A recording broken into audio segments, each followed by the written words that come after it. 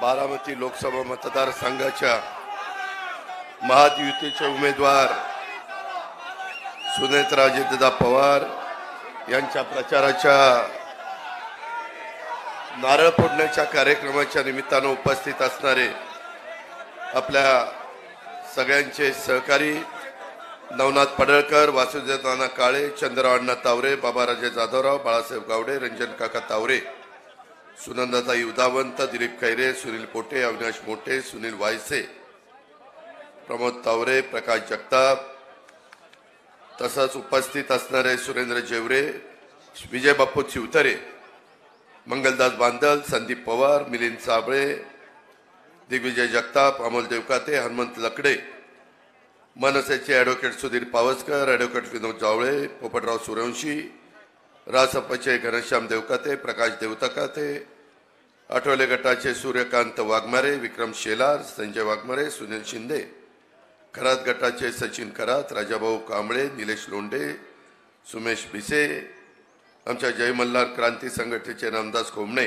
नानासाहेब मंदे, प्रहार जनशक्तीचे मृत्युंजय सावंत, रयत क्रांती संघटनेचे आमचे सहकारी निलेश देवकर, त्याचबरोबर इथं उपस्थित असणारे विश्वासराव देवकाते पाटील, प्रवीण माने, प्रदीप गारडकर, बाळासाहेब तावरे, केशव बापू जगताप, दिगंबर दुर्गाडे, किरण गुजर,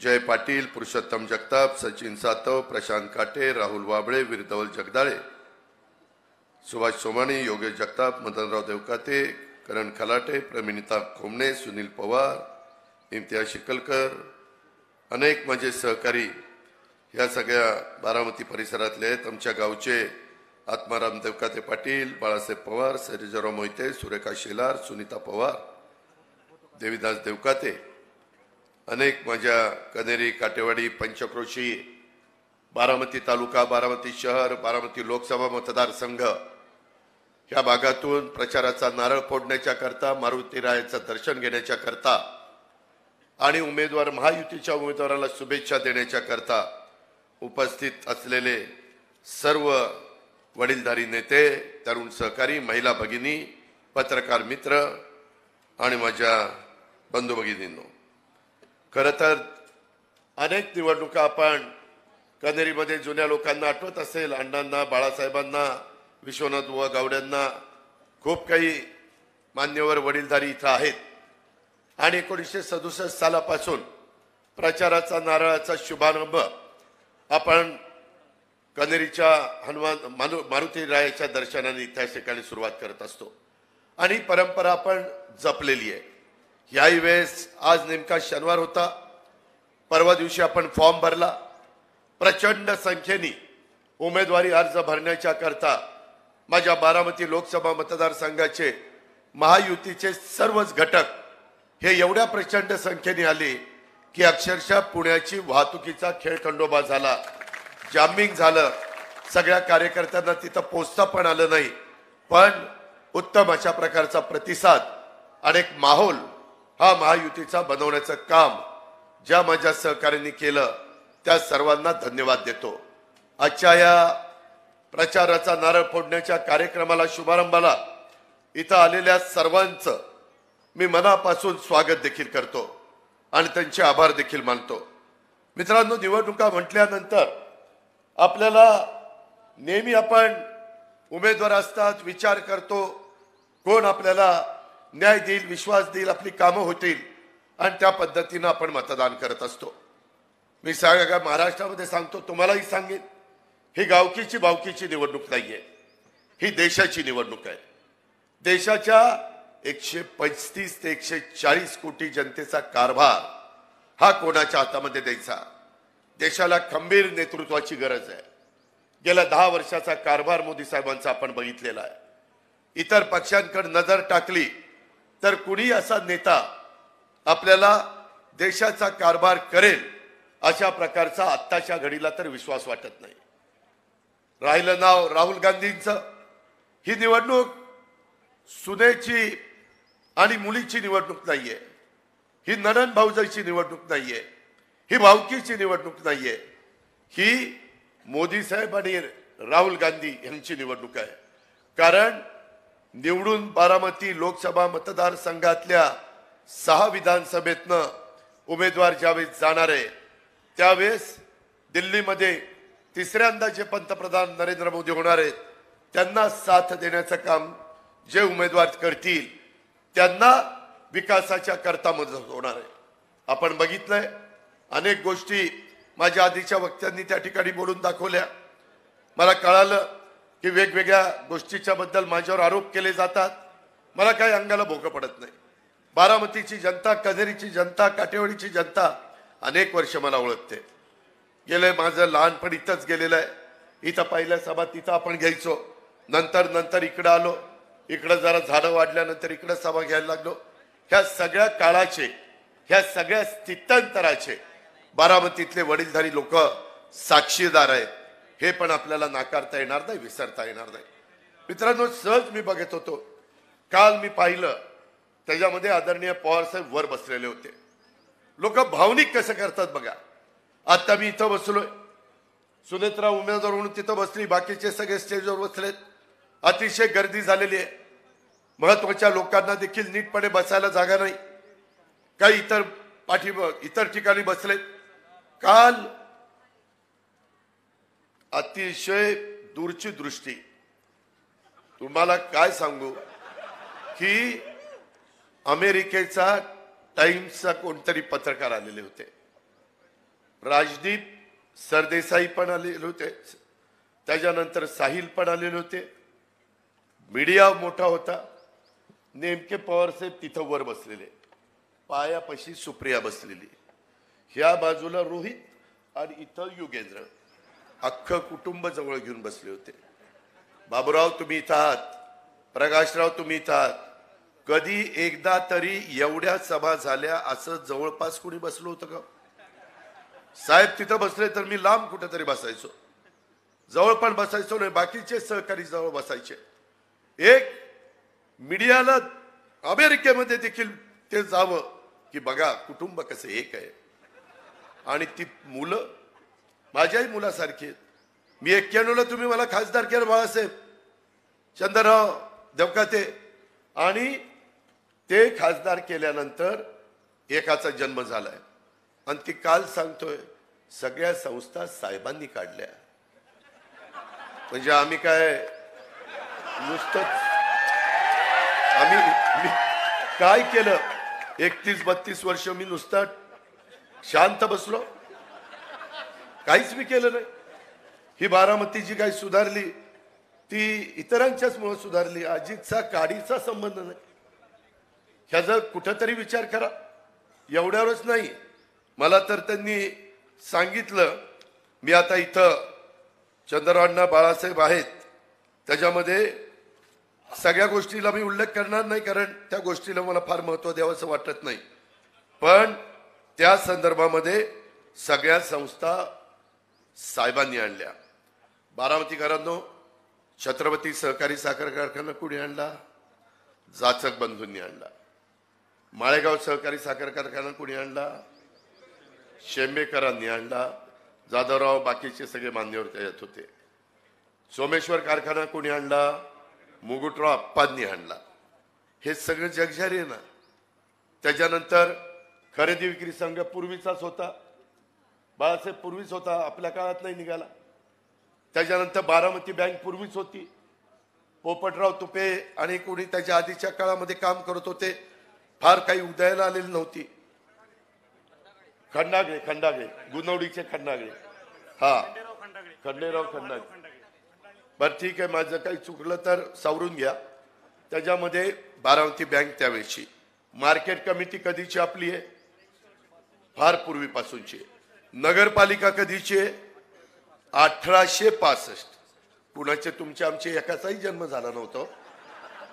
संस्था सगळ्या त्यांनी काढल्या पण जन्म झाला नव्हता. काय डोकं चालतंय? त्याच्यामध्ये फक्त एक, ज्यावेळेस स्वर्गीय अप्पासाहेब काकांनी दुधाचा धंदा वाढवण्याचा प्रयत्न छत्रपती सहकारी साखर कारखान्याच्या माध्यमातून केला. विठ्ठलराव दादा कोकरे असतील, तिकडं अकोबा शिंदे असतील, अनेक आमचे सहकारी असतील, यांनी दुधाचा धंदा सुरू केला शेतकऱ्यांनी.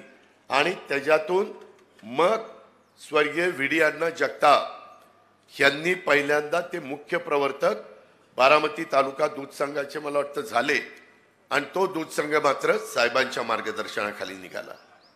विद्या प्रतिष्ठान 72ला 71ला काहीतरी दुष्काळ झाला, त्यावेळेस कृषी विकास प्रतिष्ठान विद्या प्रतिष्ठान काढलं. कृषी विकास प्रतिष्ठानचं सगळं योगदान हे स्वर्गीय आप्पासाहेब काकांचं आहे. अक्षरशः उन्हाचं त्या माळावर जाऊन खड्डे घ्यायचे काम ते करायचे आणि त्याच्यातनं कृषी विकास प्रतिष्ठान बहरलेलं अनेकांनी ते साक्षीदार आहेत. त्याच्यामध्ये विद्या प्रतिष्ठान तिथं 71-72ला सुरू झालं. पहिली शाळेचं उद्घाटन रजनी पटेलांनी केलं. MS हायस्कूलमध्ये आत्ताचा बालविकास, आत्ताचं विनोद कुमार गुजर बालविकास मंदिर आणि पूर्वीचं बालविकास मंदिर, बरीच मुलं तिथं शिकलेली आहेत. त्या ठिकाणी ती शाळा काढल्यानंतर 91 पर्यंत विद्या प्रतिष्ठानची कुठलीही शाखा निघाली नव्हती. 91ला तुम्ही मला खासदार केलं, मला तिथं ट्रस्टी घेतलं आणि त्याच्यानंतर मी त्या MIDC मध्ये जमीन घेतली आणि त्याच्यातली 40 एकरामधली 10-12 एकर तर जमीन ही क्रीडांगण म्हणून घेतली. ती आजही MIDCच्या नावावर आहे. मग 40ची मी 60 केली, 60ची 80 केली, 80ची 100 केली, 100ची 140 केली. हे कुणी केलं तुम्हाला माहिती नाही, माहिती आहे.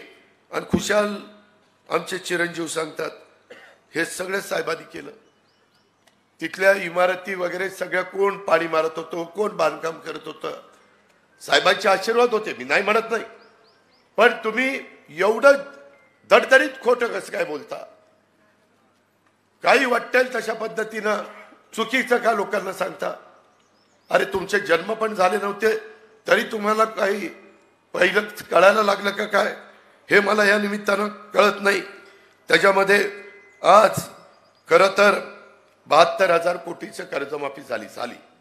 पी चिदंबरम, सोनिया गांधी, पवार साहेब असे अनेक जण होते. परंतु त्याच्यानंतर पण विजयराव बापू शिवतरे तुम्ही कर्जमाफी देवेंद्र फडणवीस पुढाकार घेऊन 71,000 कोटी झाली, ती देशाची झाली आणि तुम्ही केली ती 35,000 कोटीची होती. यांनी 35,000 कोटीची केली, राज्याची ती देशाची.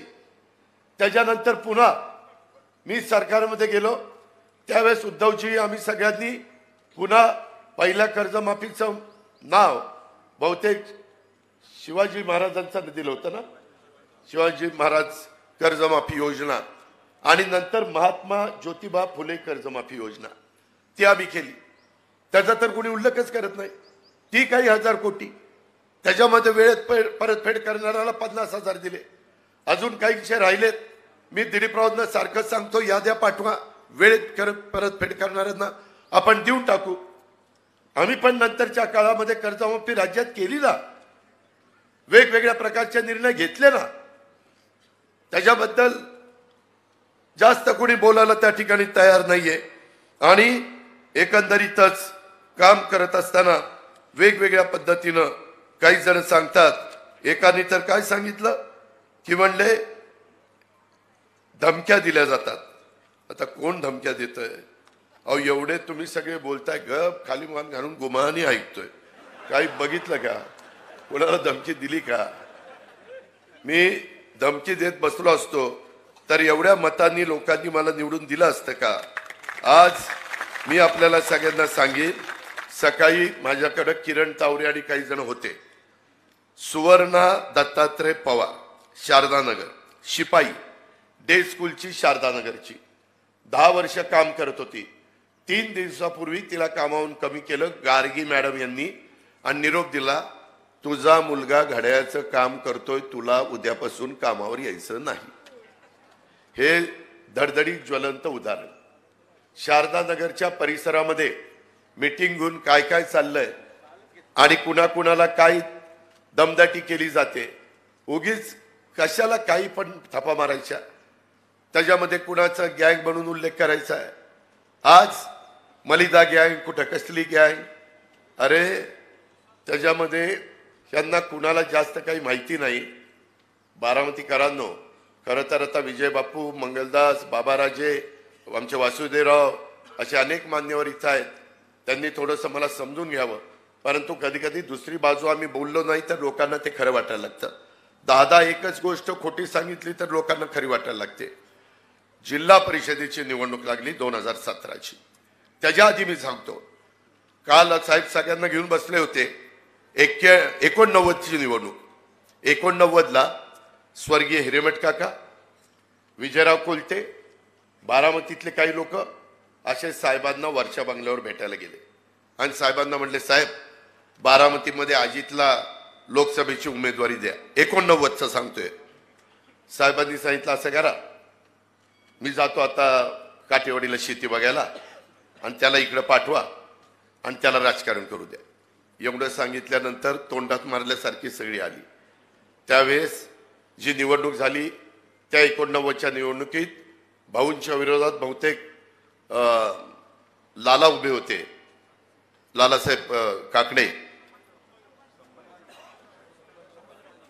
संभाजीराव काकडे, सॉरी संभाजीरावना लालाच म्हणायचे ना, आणि मग काय राव मला असं करतं. त्याच्यामध्ये ते उभे असताना आपण सगळ्यांनी चांगलं काम केलं. बाळासाहेब गावडे तुम्ही जे साक्षीदार, आपण ग्रामीण भागामध्ये अक्षरशः आम्ही पिंजून काढलं. आम्ही सगळी यंग टीम होतो आणि बारामतीतनं संभाजीराव काकडे साहेब इथले असताना पण आपण मताधिक्य दिलं. भाऊंनी माझं त्या शारदा प्रांगणामध्ये खूप कौतुक केलं. त्याच्यानंतर 91ची निवडणूक आली. 91च्या निवडणुकीमध्ये मात्र सगळे एकंदरीत हे बघितल्यानंतर सुप्रियाचं लग्न झालं आणि त्या लग्नातला सगळा कार्यक्रम सगळेच तुम्ही सगळे त्याच्यामध्ये सहभागी झाला.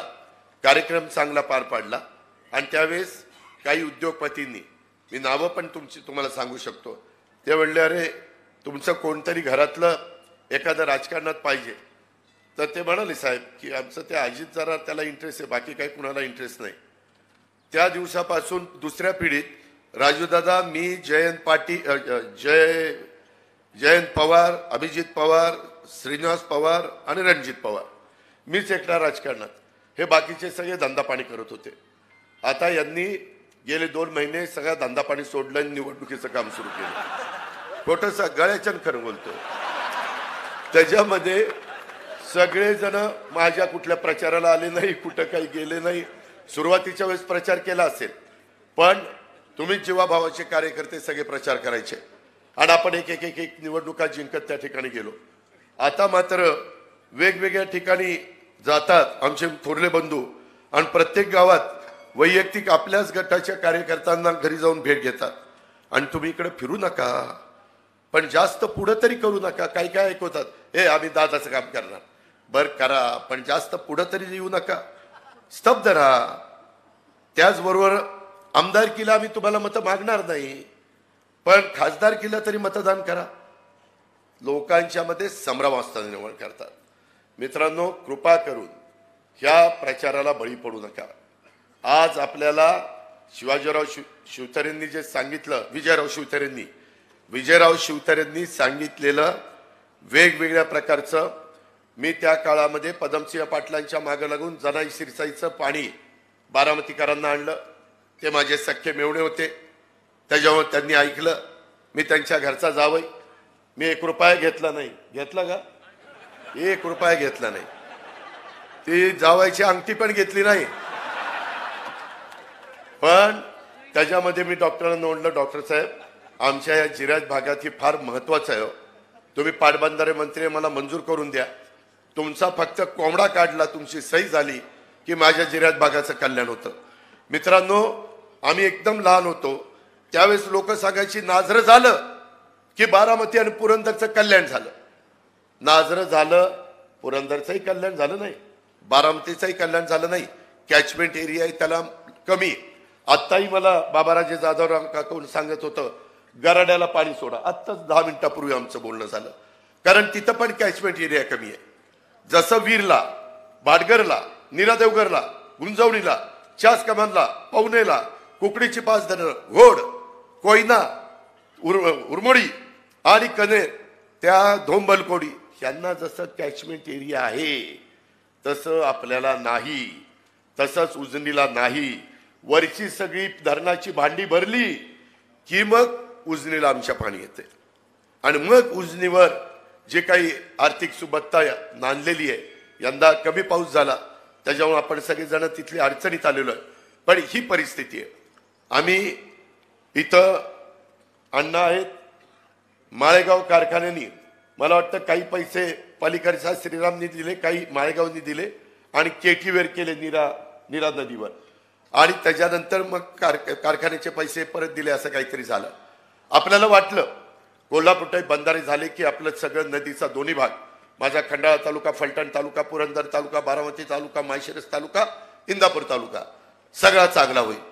परंतु काय अवस्था होती ते आपण बघतोय. आपण प्रयत्न करतोय. केटीवेर नाझऱ्यापासून खालपर्यंत संगमापर्यंत सोनगावपर्यंत त्या ठिकाणी केले. तिथंही काही पाऊस पडला की एकदम पडतो, नाहीतर काहीच पडत नाही. त्याचाही म्हणावा असा उपयोग झाला नाही. त्याच्या संदर्भात पुरंदरच्या वेळेस दादा जाधवराव राज्यमंत्री होते, मी त्यावेळेस कृष्णा खोऱ्याचा मंत्री होतो. दादा जाधवराव आमचं सगळ्यांचं चाललेलं होतं की हे केलं पाहिजे. मित्रांनो, 220 कोटीचं टर्नकी बेसिसवरचं टेंडर IVRCL ला दिलं आणि 35,000 एकर बारामती आणि पुरंदरची जमीन त्याच्यामध्ये बिझनेसच्या करता घेतली. दुर्दैवानी ते खराब पाणी आहे आणि त्याच्यामधनं जी घाण येते त्या बाटल्या प्लास्टिक बिस्टिक त्याच्यामुळं सारख्या मोटारी बंद पडतात. आता आम्ही एकनाथराव शिंदे देवेंद्रजी आम्ही 54 कोटी रुपये त्याला दिलेले. पुरुषोत्तम दादा इथं आहेत, त्यांना सांगितलं होतं की टेंडर सोमेश्वर कारखान्यांनी भरा की जेणेकरून काम दर्जेदार होईल आणि तशा पद्धतीनं आता काय होतं मला माहित नाही, पण ह्या सगळ्या गोष्टी आपण करतोय. तरी देखील आपलं काही पाण्याचा प्रश्न सुटला नाही.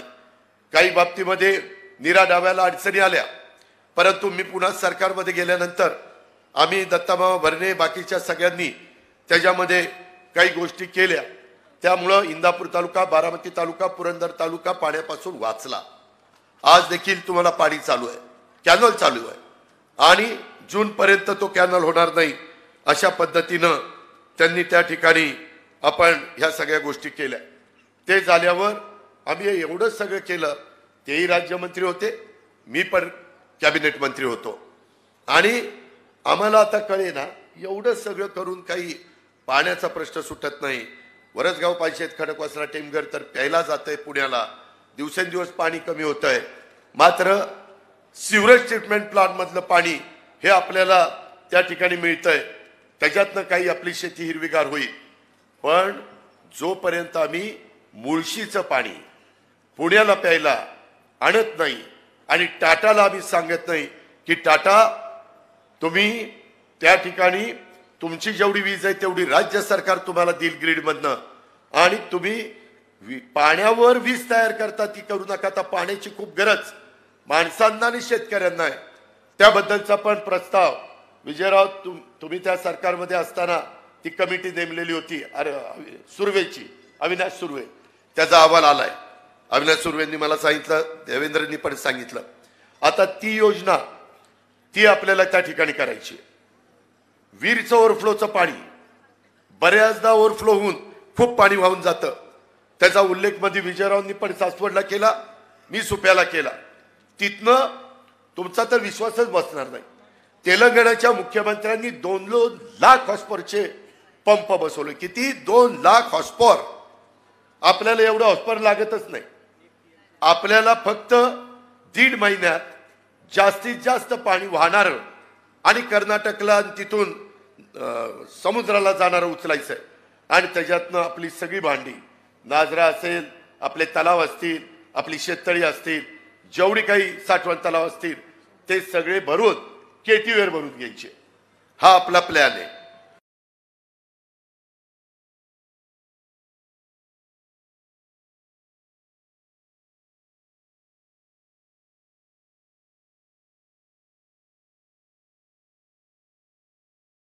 हे आपण लक्षात ठेवा. हे निवडणूक आली म्हणून नाही, हे बराच विचार करून, कारण पाण्याची उपलब्धता असल्याशिवाय आपण काही मित्रांनो करू शकत नाही.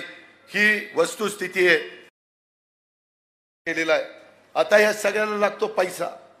मी अर्थमंत्री आहे, अर्थमंत्री म्हणून एवढा पैसा बजेटमधून मी देऊ शकत नाही.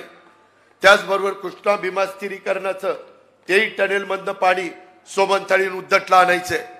त्याच्याकरता सरकारची तयारी आहे. कारण ते पाणी जास्तीचं जे ते मराठवाड्याला द्यायचंय. त्यांच्या हिश्श्याचं कृष्णा खोऱ्याचं पाणी राहिलेलं आणि त्याच्याकरता निधी लागतो. जसं टेंबू ताकारी म्हैसाळला 8 TMC. परवाच मी संजय काकाचा फॉर्म भरायला मी आणि देवेंद्रजी गेलो होतो. त्यावेळेस तिथं 1 लाख एकराची योजना तिथं झालेली आणि त्याच्यातून 1 लाख एकराला माझा सांगली जिल्ह्यातली काही गावं, माझ्या सोलापूर जिल्ह्यातली काही गावं, माझ्या सातारा जिल्ह्यातली काही गावं ही त्याच्यात घेतलेली 1 लाख एकर अशा पद्धतीनं. आणि त्याला मोदी साहेबांनी सांगितलं मी तुम्हाला निधी देतो. केंद्र सरकारला आपल्या विचाराचा खासदार बारामतीकरांनो भावनिक होऊ नका. का पाठवायचा तर तिथं मोदी साहेबांना सांगता आलं पाहिजे मोदी साहेब खासदार तुमच्या विचाराचा दिलाय, शिरूरमधनं दिलाय, पुण्यातनं दिलाय, मावळातनं दिलाय, आता आम्हाला त्या ठिकाणी निधी द्या. आज आपलं 6-6.5 लाख कोटीचं बजेट आहे. त्याच्यापेक्षा कितीतरी 15 पट मोठं दिल्लीचं बजेट आहे. दिल्लीचं बजेट आहे. उद्या वर्ल्ड बँकेचे पैसे पाहिजे तरी शिफारस कोणाची लागती? सेंट्रल गव्हर्नमेंटची. सेंट्रल गव्हर्नमेंट तुमच्या विचाराचं असलं पाहिजे. उद्या जायकाचे पैसे पाहिजेत जसं पुण्याने 1000 कोटी रुपये आणले, शिफारस कोणाची लागती? केंद्र सरकारची. RBIचा पण त्याच्या महत्वाचा वाटा असतो. प्रचाराचा नारळ फोडताना आता दिवस कमी राहिलेले आहेत. अजिबात कुणी भावनिक बनू नका. मी तुम्हाला स्पष्टपणे सांगतो बाबांनो, तुमच्या पुढच्या पिढीचा आणि आताच्या पिढीचा आता टेक्नॉलॉजी एवढी मोठी मोठी निघालेली आहे की ऑर्डर दिल्यानंतर ठराविक काळामध्ये मशिनरी आणि ऑर्डरच्या निमित्तानं कामं झटपट होतात. बोगदाही खांदायला पूर्वी वेळ लागायचा, आता ते मशीन जेवढा बोगदा खांदायचा तेवढा त्याचा घेर असतोय आणि इकडनं मशीन सुरू करतात, तिकडनं सुरू करतात, मधी होल पाडतात, इकडून पुन्हा त्या होलला तिकडं, तिकडून इकडं. आम्ही आता मुंबईमध्ये कोस्टल रोड असेल तिथं काही बोगदे, आपल्या इतर ठिकाणी वेगवेगळ्या प्रकारचे बोगदे आहेत. आता पुण्यावरून मुंबईला जाताना घाट आपल्याला वाचावा म्हणून पण बोगद्याचं काम एकनाथराव शिंदेच्या नेतृत्वाखाली मोठ्या प्रमाणात रस्ते विकास महामंडळ करतंय. मित्रांनो ते शक्य आहे. माग वीर खांद्याला किती दिवस लागायचे? लोक म्हणायची घर बांधून बघा, वीर खांदून बघा आणि लग्न करून बघा. आता ही लांबड भला मोठं ते पोकलँडचं थोबाड आणलं, कचा कचा कचा कसा उलटतं. ते मला कचा कचा सिगे मला नोटीसच आली आणि लगेचच वीर लगेच. ही गोष्ट शंकरा जरा ऐक, त्याच्यामध्ये ही परिस्थिती आहे आणि ह्या पद्धतीनं आज सगळं बदललेलं आहे. म्हणून मित्रांनो मोदी साहेबांच्या विजन एवढं वेगवेगळ्या त्यांच्या मनामध्ये अजूनही देशाच्या भल्याकरता खूप काही गोष्टी करायच्या, महिलांच्या करता करायच्यात. महिलांना तर 1/3 आरक्षण आले 2029ला. जेवढे 543 मधल्या 543 सोडून वर त्या ठिकाणी महिला घेतल्यात. त्याकरता नवीन संसद बांधली 800ची. सुधीर पाटसकरजी त्याची कॅपॅसिटी 800 माणसांची. आता आमच्या राज्य सरकारमध्ये देखील विजयराव आपल्या इथं 288 जागा आहेत, त्याच्यामध्ये 288 त्याच्या 1/3 96 महिला कंपल्सरी तिथे येणार आहेत. बिल पास झालं, कायदा केला, घटनेमध्ये दुरुस्ती केली, अमेंडमेंट केली, ह्या सगळ्या गोष्टी झाल्यात. 5 लाखापर्यंत तुम्हाला विम्याचं संरक्षण दिलंय, 1 रुपयामध्ये पीक विमा दिलाय. कुठलं धान्य, मला आता वेळ नाहीये, नाहीतर ऊसाचे दर पहिले साखर, इथं साखर कारखान्यामध्ये अभ्यास असणारी माझ्यापेक्षा अभ्यासू माणसं इथं आहेत, त्यांना विचारा. अहो 17 रुपये किलोनी साखर चालली होती आपली, कारण तेव्हा बंधन नव्हतं. मोदींनी अमित शहानी बंधन काय घातलं? 31 रुपयाच्या आत साखर विकली जाणार नाही. त्याच्यामुळं 31च्या वर भाव साखर मिळायला लागली. आता काहीतरी 35, 36, 37 रुपये भाव आहे आणि त्यामुळं आपल्याला FRP दरवेळेस वाढवत आहे. ज्यूस टू इथेनॉल त्यांनी सुरू केलं, इथेनॉलमध्ये पैसे मिळत आहेत. कोजन सुरू केलं, त्याला पैसे कमी मिळत होते. एकनाथराव शिंदे, देवेंद्रजी, मी त्याच्यामध्ये ₹1.5 अनुदान वाढून दिलं. जिथं 4.5 आहे तिथं आता 6 देणार. काहीशे कोटी रुपये लागणार आहेत.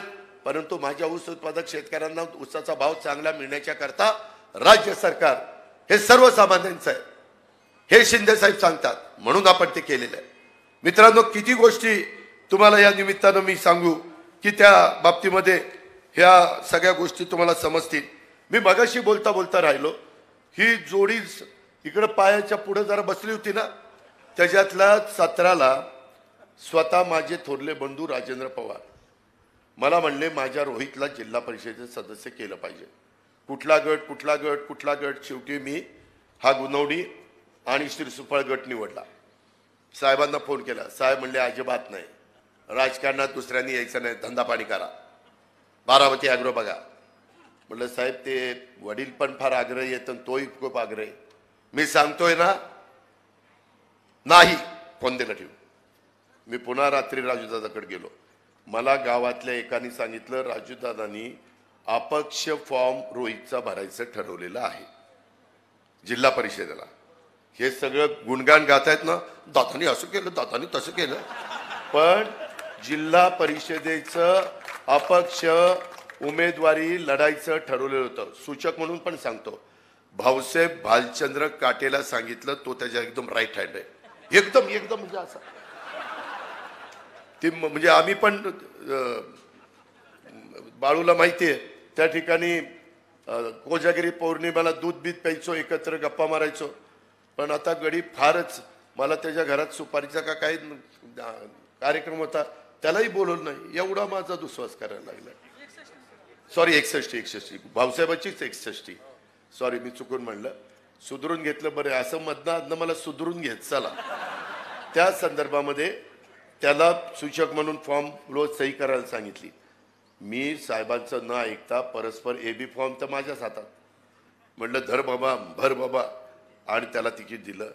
नंतर ती म्हणला दादा मला हडपसरला उभं राहायचं. अरे म्हणलं एकाच जिल्ह्यामध्ये आपण सगळी लोक म्हणतील पवाराशिवाय यांना कोणी दिसत नाही का? तू असं कर, तिकडं कर्जत जामखेड एक दुष्काळी भाग आहे, तिथं तू उभं राहा, तिथं काम कर. तिथं माझंही काम थोडं बहुत आहे. मागं काही मंडळी मला पण तिथं उभा, काही मंडळी नाही, हे सतीशराव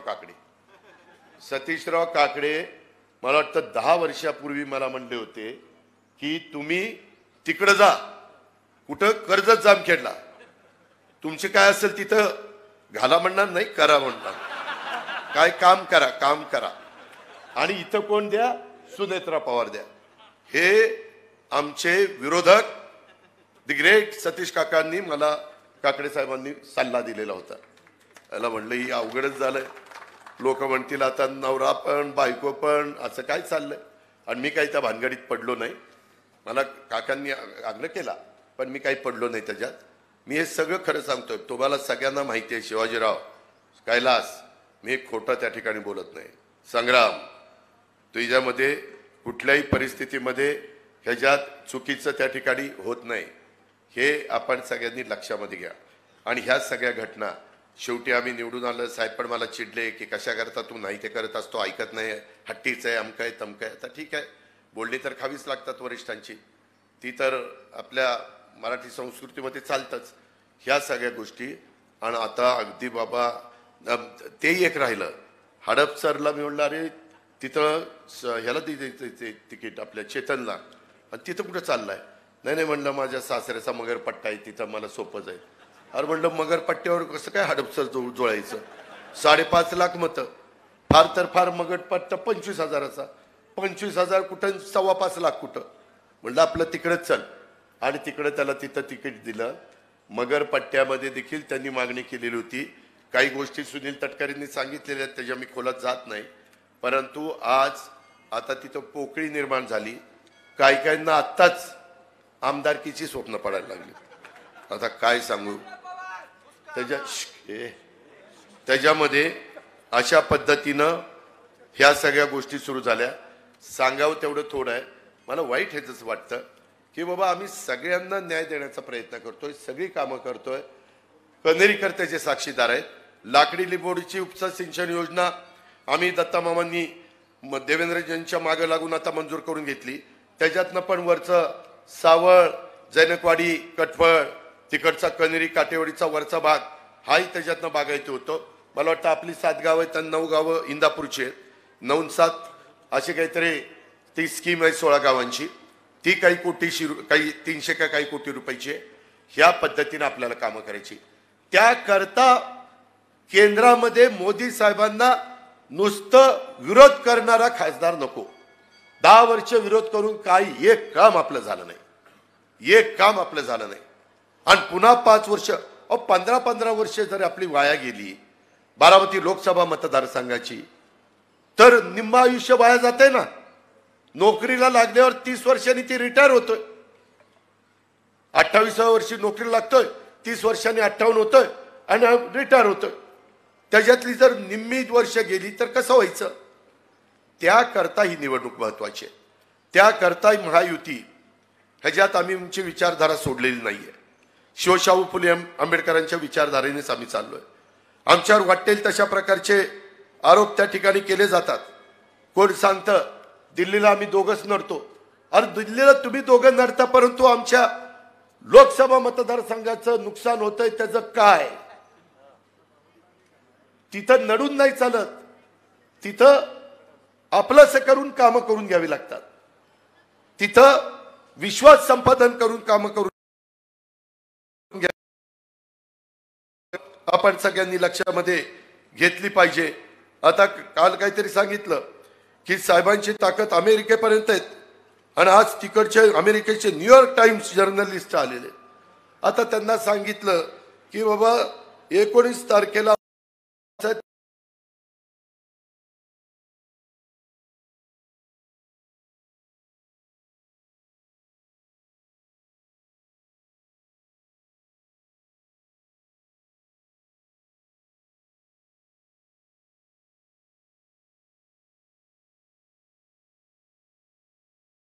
जवळ केलं जातंय आणि त्याच्यातून काही भ्रम पसरवला जातोय.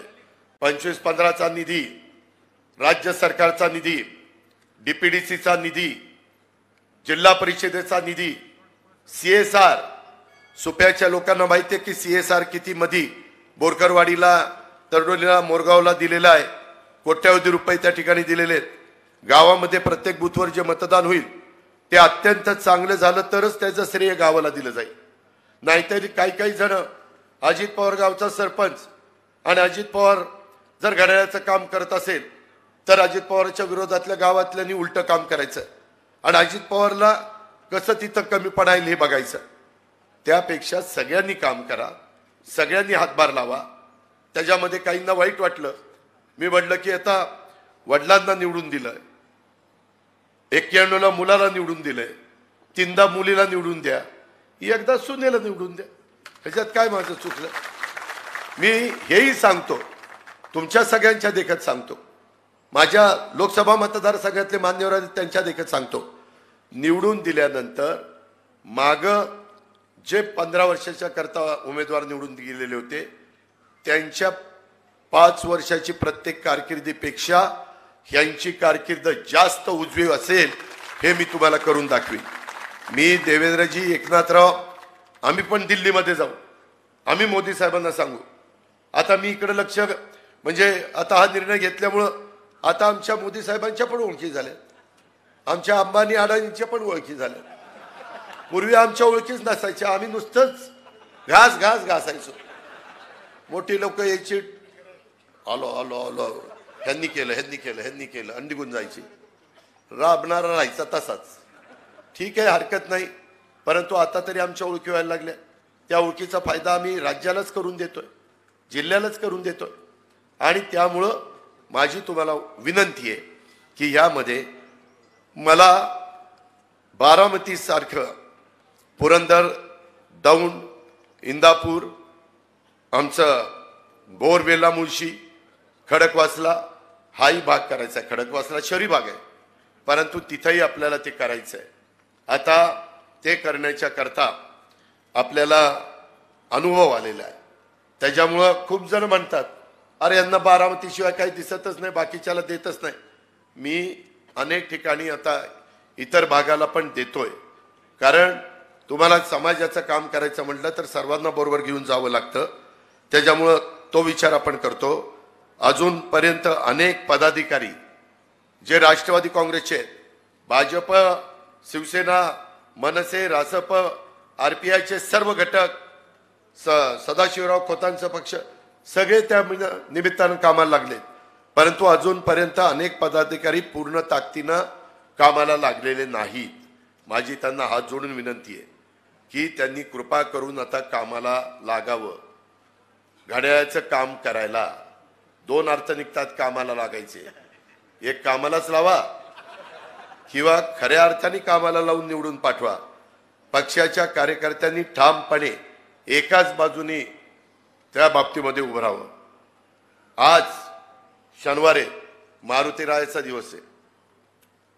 मनाला विचारा की तिकडच्याही सभेला गेलो आणि ह्याही सभेला आलो, हात वर करा बरं. तेव्हा का झालेच 2-4 हात वर. त्याला कळलंच नाही पण हात वर झाले. ही सगळ्या डगरीवर नकारे पाय देऊ. कुठंतरी एक साईड धरा, एक साईड.